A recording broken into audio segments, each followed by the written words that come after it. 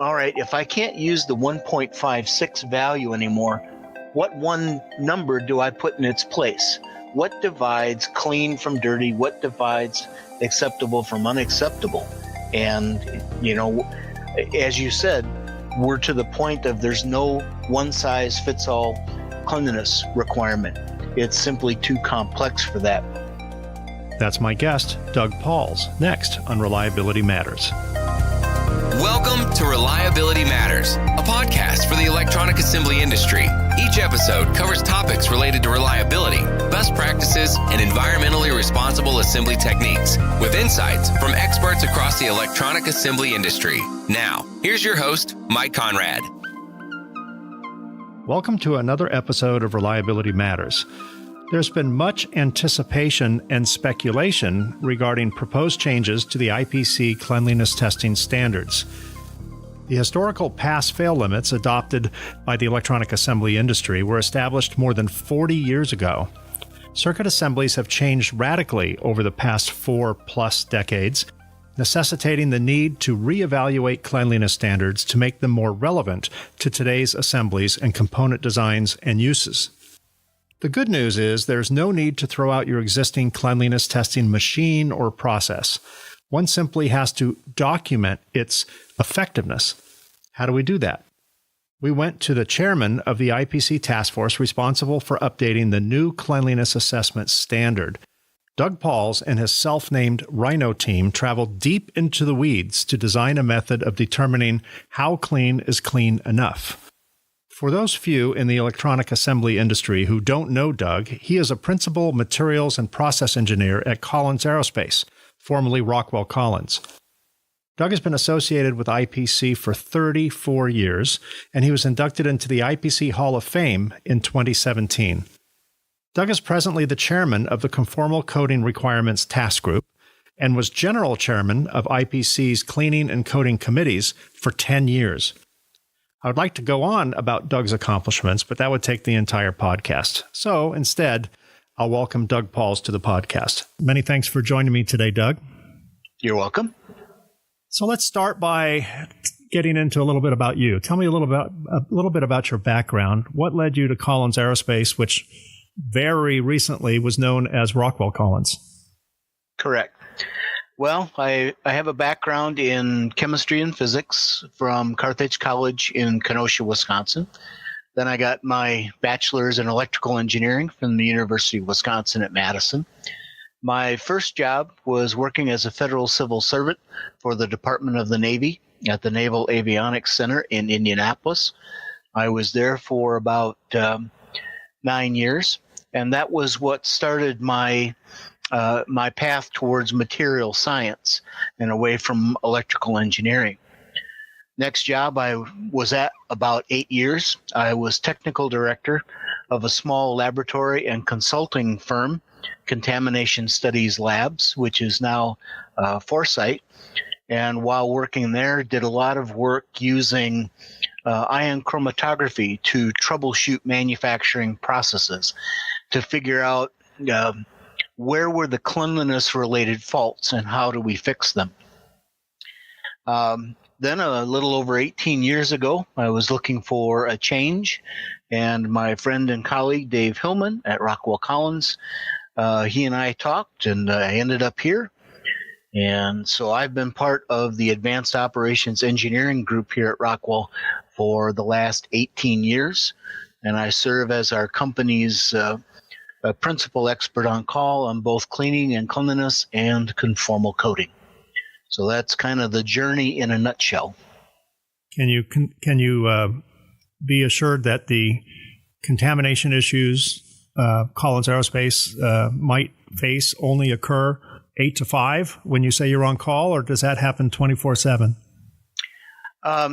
My cell phone number and my email are well known to a wide variety of people here.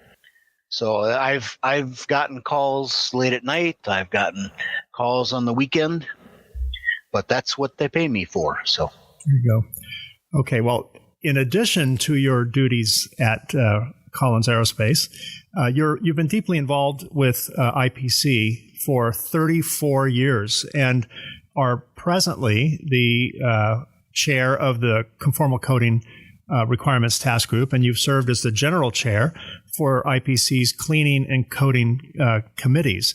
For our listeners who aren't part of the electronics industry, since this podcast goes a little bit wider than that, IPC is an industry trade group and advocacy group, which also, through an industry collaborative process, establishes and publishes standards for our industry. So how did you become involved with IPC, Doug? Well, it's kind of an interesting story. In my first job at Naval Avionics, one of my first mentors was Susan Mansilla, who also ended up in the IPC's Hall of Fame. And she had told me that if I really wanted to understand specs and standards and understand the fine points of what separated a quality assembly from a problem assembly, then I needed to be involved with the specification drafting process. And so she took me to my first IPC meeting, which, if I recall, was the fall of 1985, back when mammoths roamed the earth. And she got me involved with Roger Landolt, who at the time was the chairman of the cleaning and coating committees, and he was also the leader of the solder mask task group. And Susan told Roger that, Doug here is one of our new engineers, takes exceptionally good notes. So Roger asked if I would take notes for the meeting, which I did. I handed him over. If you recall, at that time, we didn't have the word processors, electronic stuff that we do today. And you got the minutes, the next IPC meeting, in printed and bound form.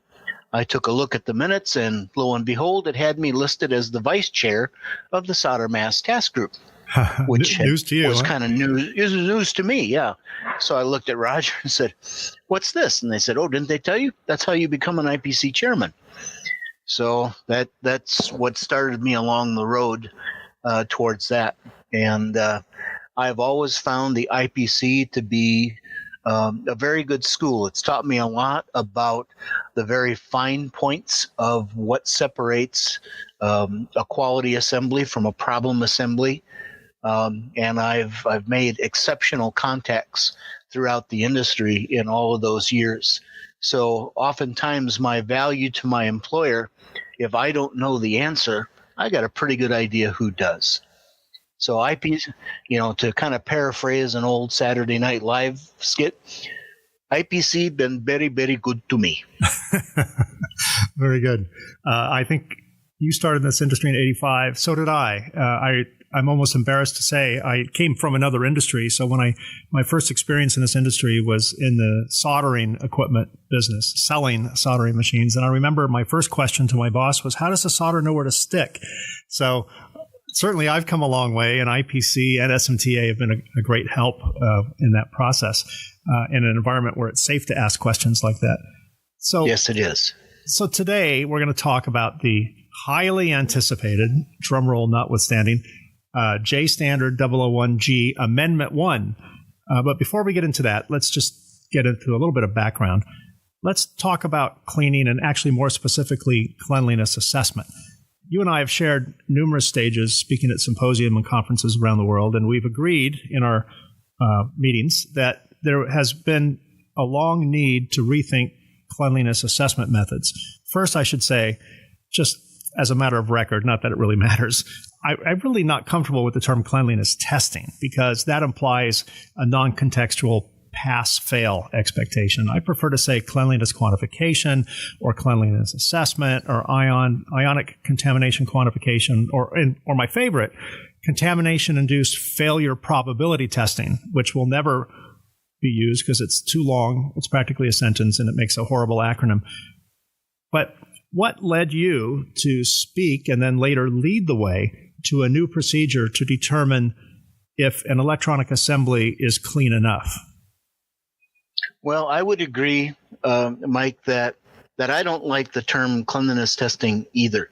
In fact, I don't really like contamination testing because all of those terms are really emotionally charged, and they can often lead to the wrong mindset. I've always preferred the term residue assessment. In a manufacturing process, there are always residues on a circuit board. Some you can see, some you can't, some are harmful, and some benign. But you can't really tell which is which until you do the testing. But the residues are always there. So I usually talk about residue assessment or, the residue state of the board. That's kind of how I look at it. So what led me to take on this monumental elephant? I would say probably it's my inability to keep my big mouth shut. Back in about if you went back in the last 15, 20 years, there have been a number of papers done at both SMTA and IPC that have talked about people who have relied on ROSE testing to differentiate clean from dirty, or acceptably clean from unacceptably dirty. And it has often failed them. And so it was becoming clear as things got more dense, as standoffs got lower, that we had really reached a point where ROSE testing could no longer tell us what we wanted to know. And I have been kind of griping about it in the J-Standard-1 committees, talking about how ROSE was broke and we really shouldn't be using it as a cleanliness assessment tool, when Dan Foster, who was at the time the head of the J-Standard-1 group, did a fantastic job doing that. I think he got tired of hearing me gripe, because he turned to me and said, Doug, you're right. Section 8 of J-Standard-1 is broken, and we need to fix it. Yes, we do. Say, aren't there any IPC committees who deal with residues and their effects? Yes, there are. And aren't you the chairman of the committees that cover that kind of testing? Yes, I am. And I could feel the noose tightening around my neck, but at this point there was absolutely nothing I could do about it.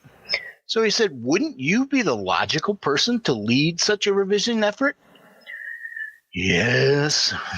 And so that's kind of how I ended up leading some of that. I do consider it to be somewhat ironic that I would be chosen to do that. Two of my first mentors at the Naval Avionics Center were Bob Danoon and Bill Hobson, who were the originators of the ROSE method. So if you're wondering, where did that 1.56 value come from? It came from the testing that Bob and Bill did.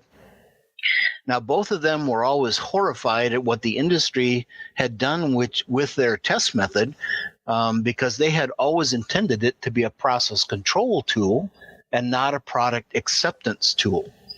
And so having one of their students kind of lead the charge to bring it back to what it should have been is good. Now, taking a look at that value of 1.56 that Bill and Bob came up with, that was a measure of, rosin fluxes and so on. If you went back 40 years ago, we were all cleaning with high solids rosin fluxes, the RMAs or the RAs. We were all cleaning with ozone deleting materials. We really didn't understand our processes all that well. And so we're dealing today with almost a completely different situation. And we can't really say, well, I must be clean because I meet the spec. That original test, ROSE itself, is a time, temperature, and solubility type of equation. And the fluxes we use today, the ability to get at those flux residues, they're all vastly different. And so the time for ROSE as a product acceptance tool is gone. In one of your webinars, which I greatly enjoy listening to, you do a comparison between like the electronics that are in a modern day automobile and your, is it a 1967 Mustang? 68 Mustang, pretty close. 68 Mustang. That's a nice car. I am envious. I love it too. Yeah. But there's, if you compare the electronics between the two, there's really no comparison. And that's kind of the same for ROSE back then versus ROSE now. So that's kind of the history of why J-Standard-1 came about. Yeah, that's just to give the audience full transparency. We do have a horse in the rose testing race, as you know, and we've long, since we bought the company that made the rose tester, I think back in 1995 or 1996, we've long told people, ignore the pass-fail limits that are historical standards, 1.56 per centimeter squared or 10 micrograms per square inch, because those were established back almost just after my old 1968 Mustang was made, and electronics have changed so much. I prefer to recommend tests like that as process monitoring tools. It doesn't really matter what the number is. You could have a very low number or a very high number if the board is reliable and if it doesn't experience contamination-related failure, and you know that. It doesn't matter what the number is. What matters is if the number changes. If all of a sudden you go from a 3 or a 0.5, doesn't really matter, to anything higher than that, just stop the presses, look for what changed. And usually it could be traced to DI tanks on the rinse portion of your cleaner that have gone bad and nobody noticed, or someone mixed up the ratio of wash chemical from 1 and 10 to, or 1 and 10 to 10 and 1, and things like that. And it could be a number of other things as well. Reflow profile may be kind of whacked out, and you're burning stuff on that can't come off during a wash process. It is a flag for looking to see if anything has changed. It's not going to give you a number that can be guaranteed to produce a high reliability product free of contamination associated failure mechanisms, just based on a predisposed number that was established in the 70s or early 80s. So I think we're in the same ballpark there. But I just wanted to be clear for the people who know me. Yeah, we do have a horse in that race, and no part of this podcast is ever meant to be commercial. But I didn't want people to go, wait a minute, he's got a horse in that race. So I just wanted to make that part clear. So walk me through the new standard. What changed and what? Mike, let me back up for just a minute, though. Sure. There was an IPC technical report, TR 583, that took a look at the repeatability and the reproducibility of ionic cleanliness testers back in the early 90s and so on. And they found that oftentimes the testers of that era were not repeatable or reproducible. Now, I've done my own evaluation of ionic cleanliness testers, all the ones that are on the market today, and I will say that they are much better today. They are repeatable, they are reproducible, yours included, and so that's something that I think people should keep in mind. Just like the rose testing, the cleanliness criteria of today are different than they were 30 years ago, so are the equipment today different from those 20 and 30 years ago. Right. And where the equipment is going today is very different than times past, particularly with IoT. We're putting electronics in places we never intended electronics to be, on the person, in the body, in a fridge, in a toothbrush, things like that. We're putting quote unquote cheap electronics, not class 3, not space class, yet they have to work. Not that people will die, if a wearable stops working, but a reputation can die if a wearable stops working. So wearables are among the most hazardous environments that electronics can be in, because they go on people, and people tend to go into cold, into vibration, into moisture, into heat, sometimes many times a day. And the electronics that are going with it are kind of low-end electronics. So cleanliness does matter, or reliability even more matters on these types of devices. So walk me through the new standard. What changed, and what, if anything, stays the same? Well, okay, that's kind of a hard one to answer, but I'll give it a shot. First of all, anyone who really is looking to understand the new Amendment 1, the new protocol, should get a copy of the IPC's White Paper 019A.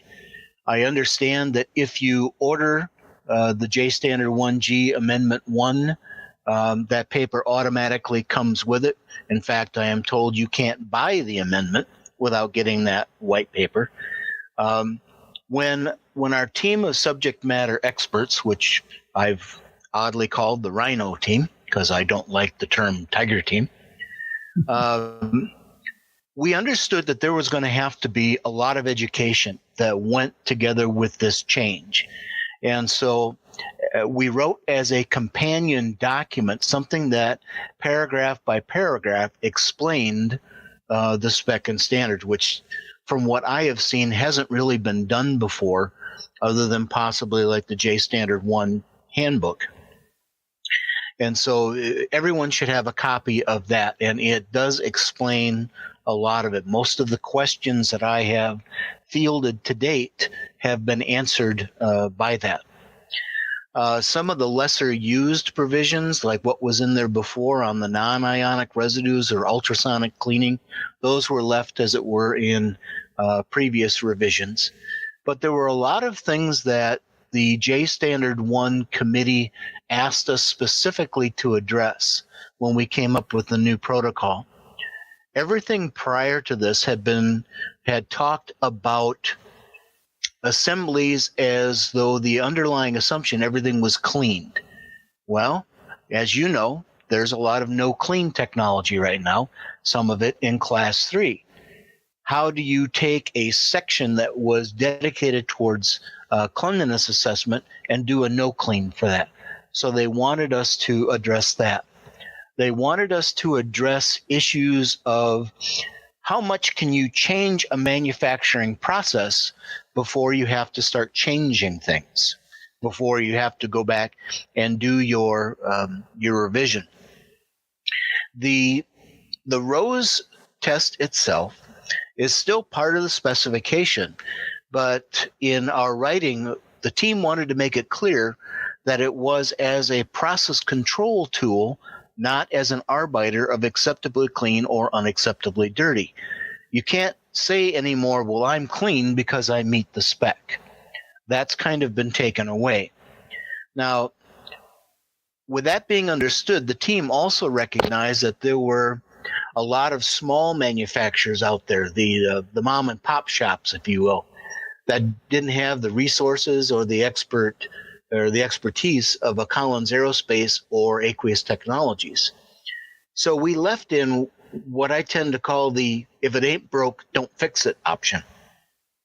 So let's say, Mike, I'm a manufacturer and I've been making assemblies for you, and my material sets are stable. There haven't been any reported cases of electrochemical failure in anything that I've provided you for the last 10 years, then you and I can agree to keep doing as we've always been doing, using ROSE as a measure of the process. Wouldn't have to do a thing other than perhaps put that in some type of contractual agreement. You know, and in fact, that is probably one of the weak points of it as well.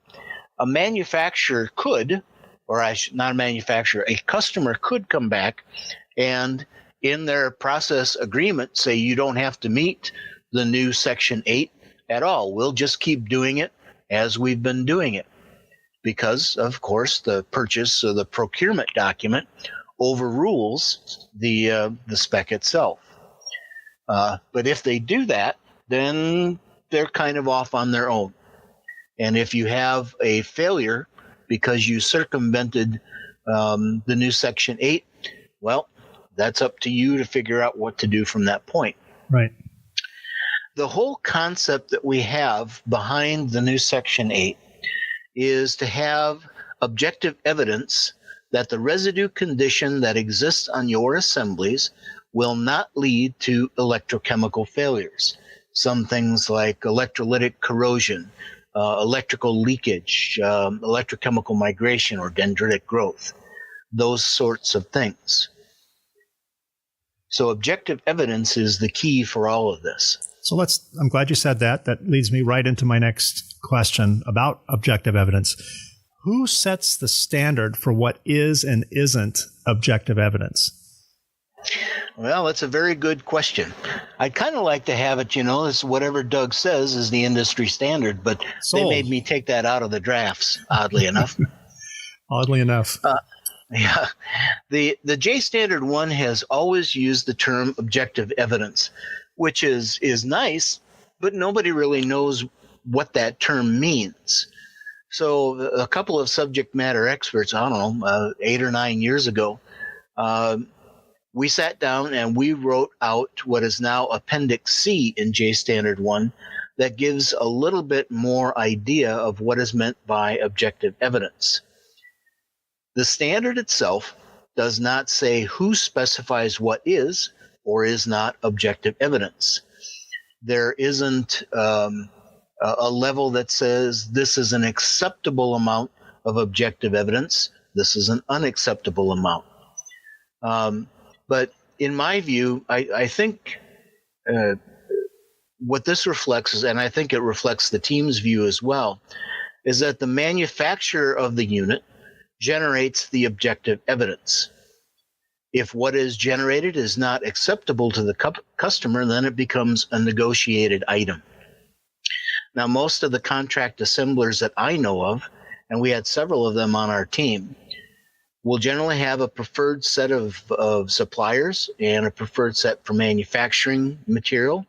And generally, there's preferential pricing if you allow the contract manufacturer to use those sources of supply and materials.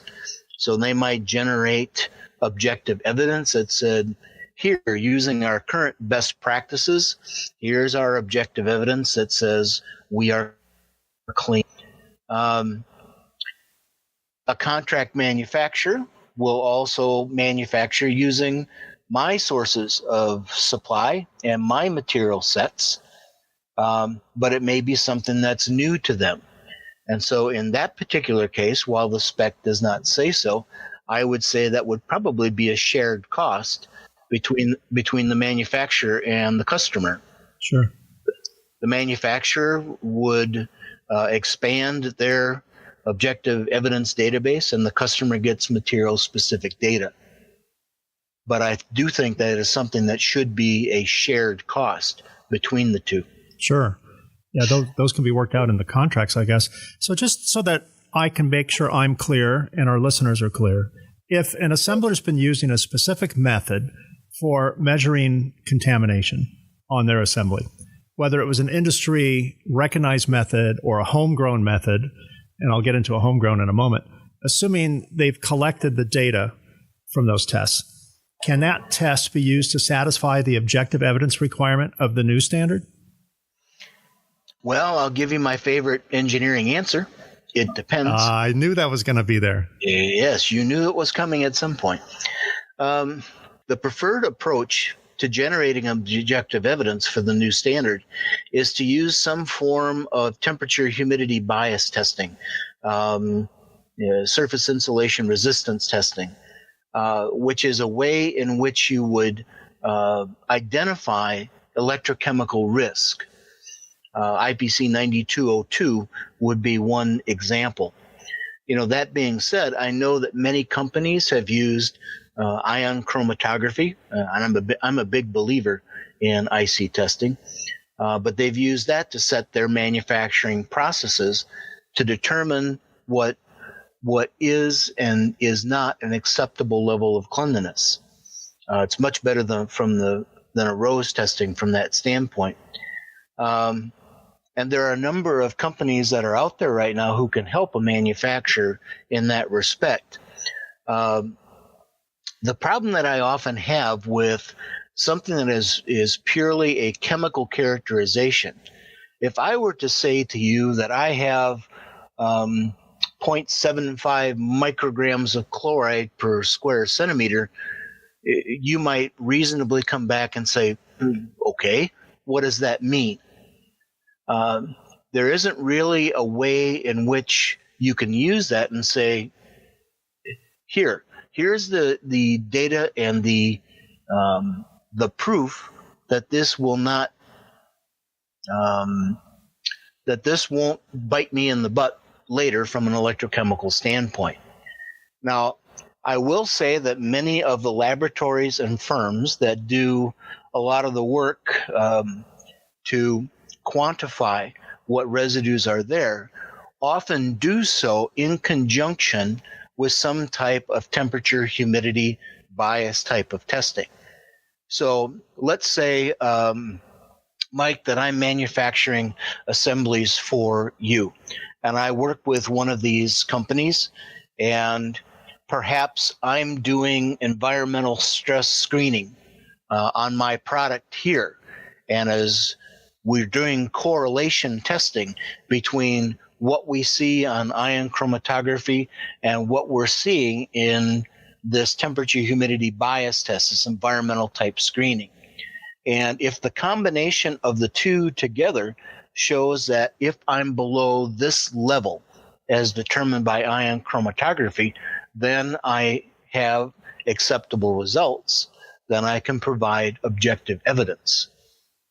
So again, we get back to the spec or standard does not say what is acceptable or unacceptable levels of objective evidence. Yeah, and it really can't. And as you've heard me kind of ad nauseum preach at the various symposiums that we've shared together, there's really no, regardless if it's a new method or a historical method, there's really no practical pass-fail limit that one could broadly apply to every circuit assembly, because every circuit assembly is different. Circuit assemblies, for example, in a router housed on a server farm might get away with that 7.5 micrograms of chloride per centimeter square. Yet that same amount of residue on an oil platform or downhole or in space or in the cockpit of an aircraft or in a wearable might fail with that same amount of residue. The residue is one of three criteria that form electrochemical migration. The residue mixes with moisture, mixes with electrical current, and the three, in perfect harmony, grow dendrites or create parasitic leakage, or whatever the case may be. So it is really difficult for any standards-based organization to say, thou shalt have XYZ volume of contamination on an assembly without asking, where is it going? What's the climactic in use environment? What's the cost of failure? What's the standoff heights on the components? What are the spacings between the components, et cetera? It is all very contextual and very relative. So that's one reason I really appreciate the objective evidence requirement, because it makes it objective to the specific part, where it's going and how it's built and all the materials that are on it. It is very objective to that part, not to another part. Objective evidence on part A may be reliable. That same objective evidence or that same volume of contamination applied to assembly B may fail within 2 months.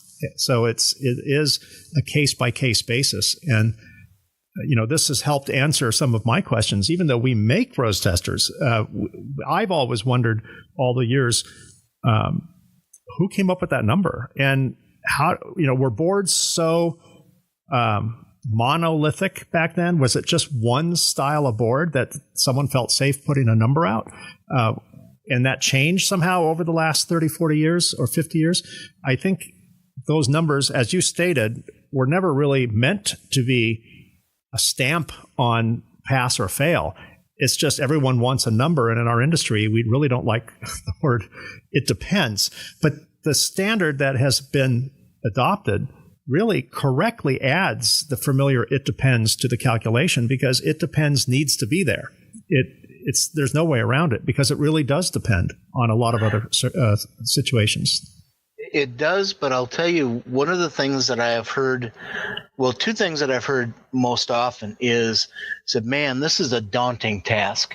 I have no idea how to start on this. And so the IPC has been working on generating educational type of information that might help with that one. The other one that I hear quite frequently is, all right, if I can't use the 1.56 value anymore, what one number do I put in its place? what divides clean from dirty, what divides acceptable from unacceptable. And, as you said, we're to the point of there's no one-size-fits-all cleanliness requirement. It's simply too complex for that. And it's going to be kind of tough for the first couple of years. And I kind of liken where we are right now to where we were back in 1989 when the Montreal Protocol was first implemented. If you think back to that time, we were all manufacturing with high solids rosin fluxes. We were all cleaning with Freon TMS. And I will say that at that time, no one really understood the chemistries that were involved. They never really understood what flux residues could or couldn't do. They didn't understand the materials that we were working with. Well, then the Montreal Protocol came along. We couldn't use these anymore. And now people had to start doing more research. They had to do their homework to really understand what are the interactions of the fluxes with my solder mask. What type of cleaning agent do I use? Many of them went the route of low solids fluxes, the no cleans, only to find out just how important bareboard cleanliness was to reliability. Some went the case of water-soluble fluxes, only to find out that, well, despite what the salesman told you, cleaning with room temperature tap water was not the way to go. Others stayed with the rosin flux, but then took a look at other cleaning methods. For Collins Aerospace, we do a lot of aqueous cleaning here with saponifier for it. We do have a few no cleans, but most of what we do is cleaning here. And so just like back then, we had to work to understand fluxes and cleaning solutions and their impacts on the material. So we're going to have to do a lot of research, a lot of work to understand what are the effects of residues under difficult components like QFNs. Right. Well, there is a motivation to do that. Yes, it is a lot of work. It does put the burden on the owner of the product and the manufacturer who's going to build it. Yes. Contractually. Yet there is an alternative, and I tell people this when I teach workshops. At the very end of the 8-hour workshop, we have a Q&A, and I always get asked, give me a number. How clean should I clean to on whatever tester I'm using? And I tell them that it depends, and you get that very disappointed smirk back. Yes. That we all have seen. And then I say, okay, well then, without me understanding how your board is made, where it's going, what the cost of failure is, et cetera, I will give you a number, and that number is 0. Regardless of what method, 0 contamination. If you have 0 contamination, it doesn't matter. Ship it. Because there might be a million other failures, but it won't be a contamination-related failure. So as long as you know you're accurately measuring contamination, if you get a 0, it's a 0. So you have two choices. You can either clean to 0, whatever that means, or you can quantify how clean is clean enough, and that's exactly what the standard seems to do. It is not how clean is clean, because that's a different answer for you, Collins Aerospace, than it is for Hartz, the electronic flea collar manufacturer. They probably have a higher level of tolerance for a number of reasons, because their cost of failure is lower. Collins' cost of failure is on the news. Hart's cost of failure is an itchy dog. So they're going to get different numbers. Without that contextual objective number, the only other number that makes sense is 0. And then you don't have to worry about where it's going. You could put the flea collar in space and it would survive. You could put it on a dog and it would survive. So, there is motivation, I think, for people to go through this new standard and adopt the objective evidence and ask those hard questions that perhaps people weren't asking before because they were relying on a number established a long time ago. And it will make their product better. It will make their product certainly more reliable. Let's talk a little bit for a moment about those usual suspect historical cleanliness assessment methods. They include SIR, which I know is quite popular, and there's standards on that for bare boards.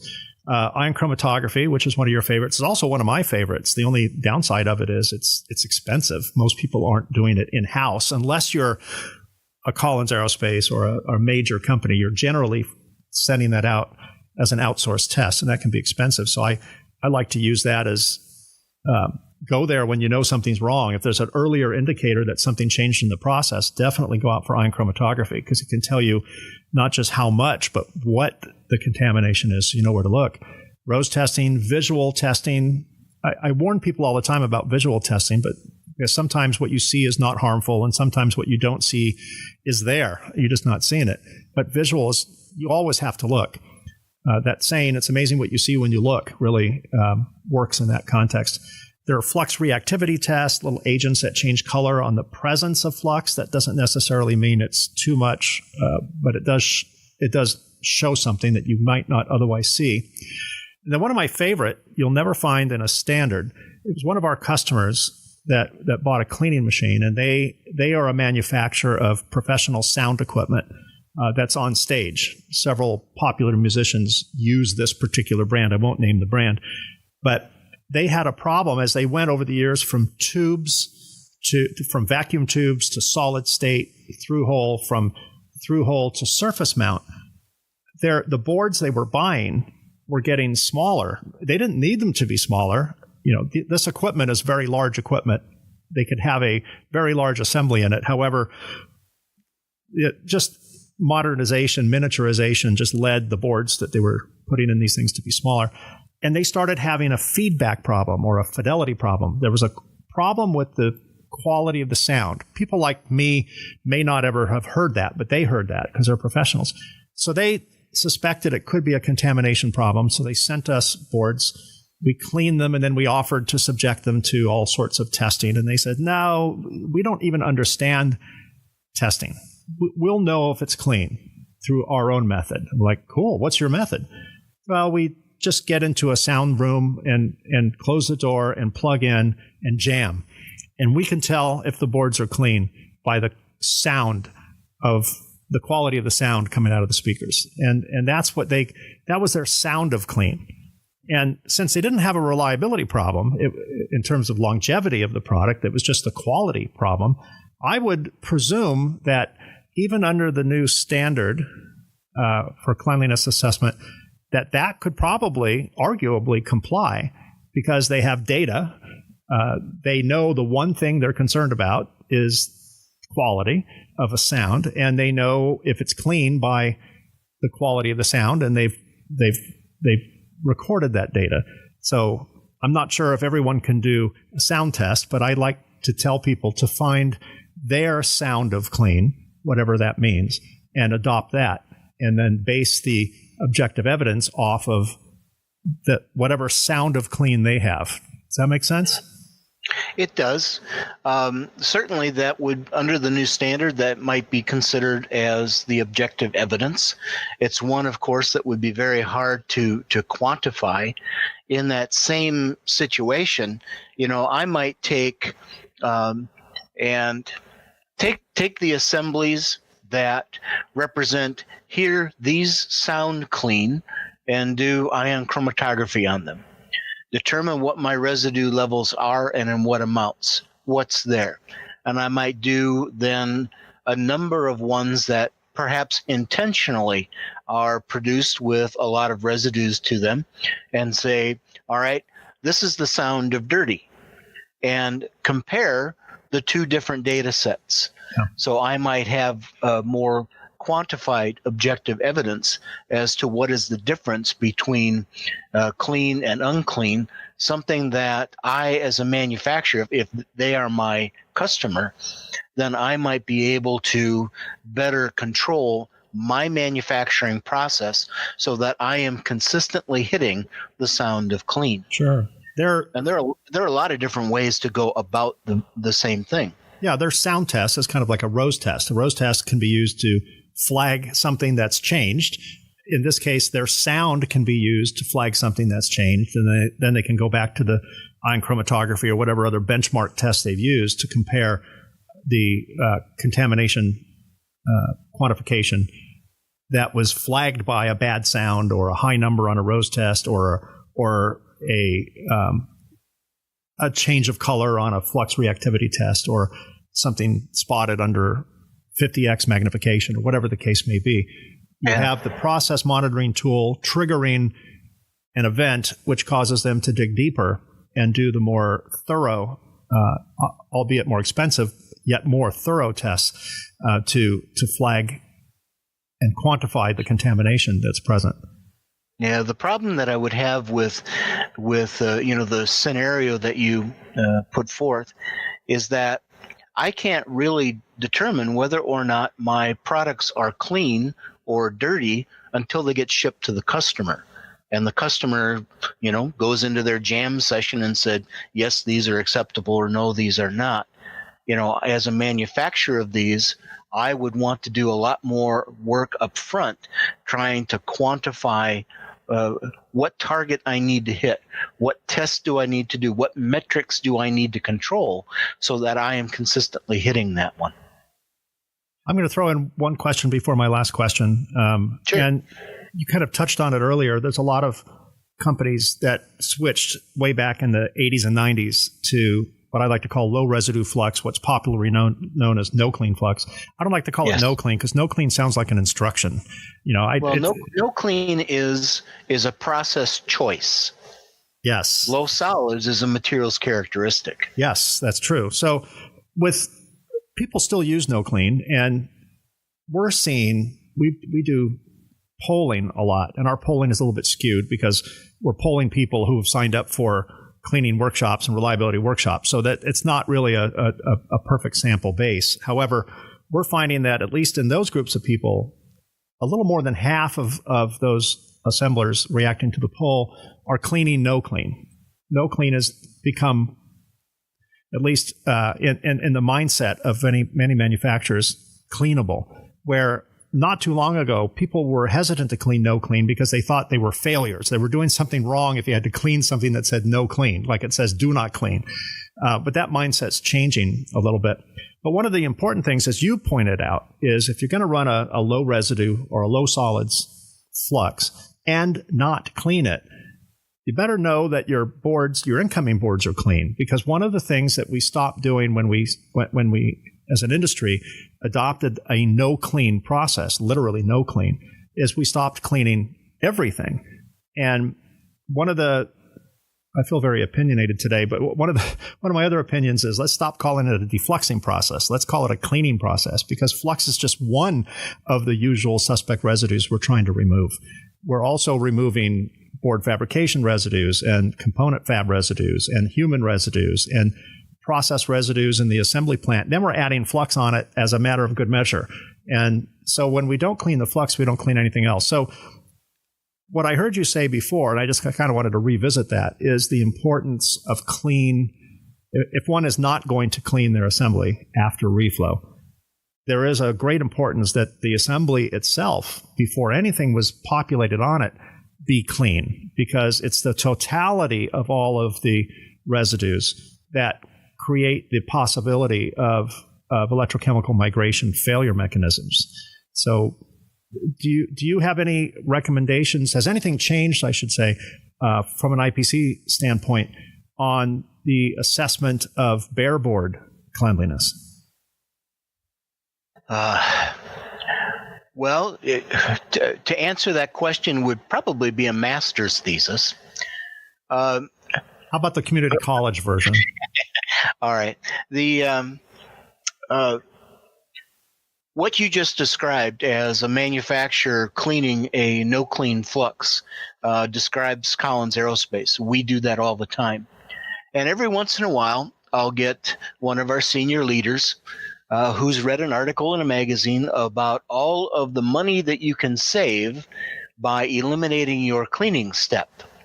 And I've got a long list of things. All right, if we do that, we now have to start implementing controls on our bare board.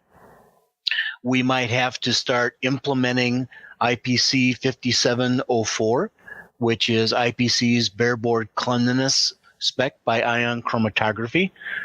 There is work in the IPC's Bareboard Cleanliness Assessment Task Group of working that into the mainstream documents like IPC 6012, but it is not there yet.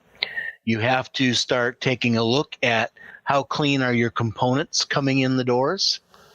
You have to take a look at all the residues that come into contact with your board all throughout the manufacturing process.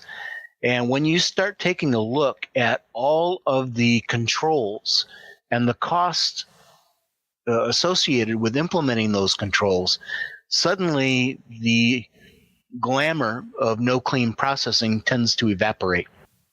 I would say, though, both Mike, you and I have both been part of the SMTA and IPC's Cleaning and Coating Conference, which is held every 2 years. It was held in Chicago this last November. And what has often been said in that conference is that people had gone to no clean, but now many of them are starting to come back to cleaning simply because, we've taken the same assembly. Now it's in half of the footprint. Things are getting lower to the board, and things that we could do reliably 10 years ago with no clean, well, maybe now we can't. Bottom terminated components seem to be having fits in that area. Yeah. So there's a lot of testing yet to be done. Agreed. So my last question is there anything else that you would like to add regarding the new cleanliness standard? Any misunderstandings or misconceptions you want to bust or anything like that? Anything that you think it would be important for our listeners to hear? I can't really say that there have been any misunderstandings so far, simply because the spec itself has only been on the streets since last October and probably has not been put into place on many contracts yet.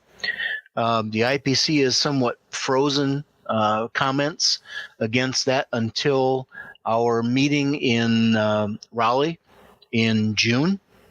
The Rhino team is going to start meeting soon to see what comments have been put in so far against the Amendment 1 to see if we can help explain that, which we will do. And I would say for all of the listeners out there, first of all, be patient. The team that I lead, after satisfying our original charter, we're going to be taking a look at comments and questions. I've put together a 3-hour workshop that I've done both at IPC and SMTA. I'll be at the SMTA Europe's conference on harsh environments in Amsterdam in early April, and we'll probably be speaking on this. But this is going to require a lot of education, and people need to be clear on what type of questions that they have. One of the things that I've seen in the J-Standard 1 group as well is that oftentimes people want the spec to read a certain way, not because of a technical issue, but because this is how we choose to do business issue. And I want to be able to separate out those two. I want to be able to answer a technical question, but I don't really want to get into you need to do your business a little bit differently. So with that in mind, in order to help us make this a better spec, to explain those areas which still need explaining, is that people should send their comments and their suggestions, their questions to Teresa Rao at IPC. And Teresa is the liaison for the J-Standard 1 group. And with her as the focal point, then she will direct those to me as the leader of the Rhino team, and we will try and have all of those answered as best we can.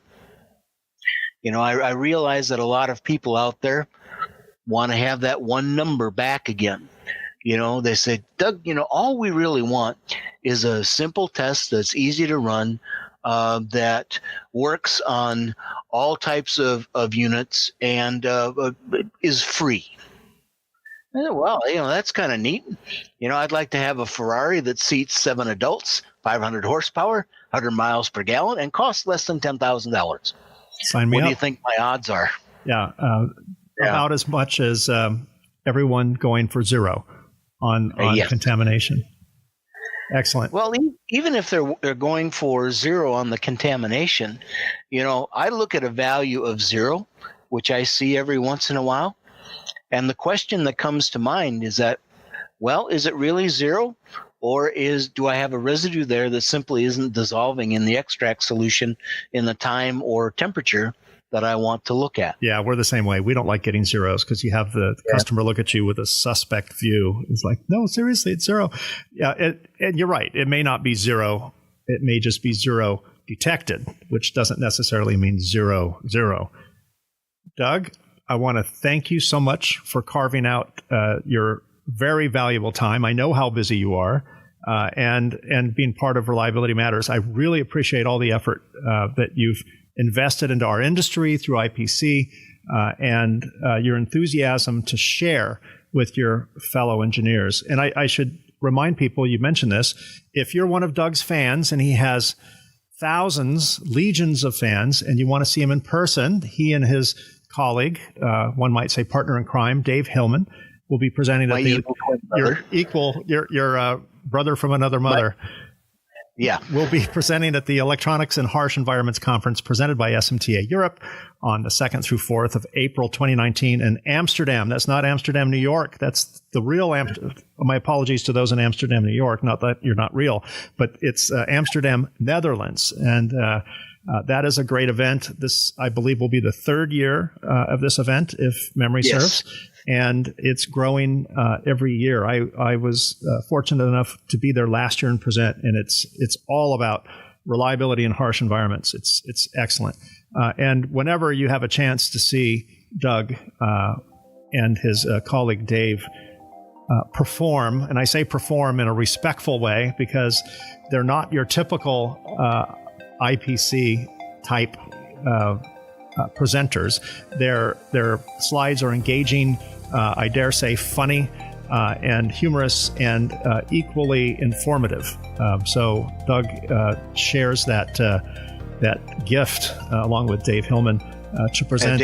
Dave and I have been described as the Abbott and Costello of technology.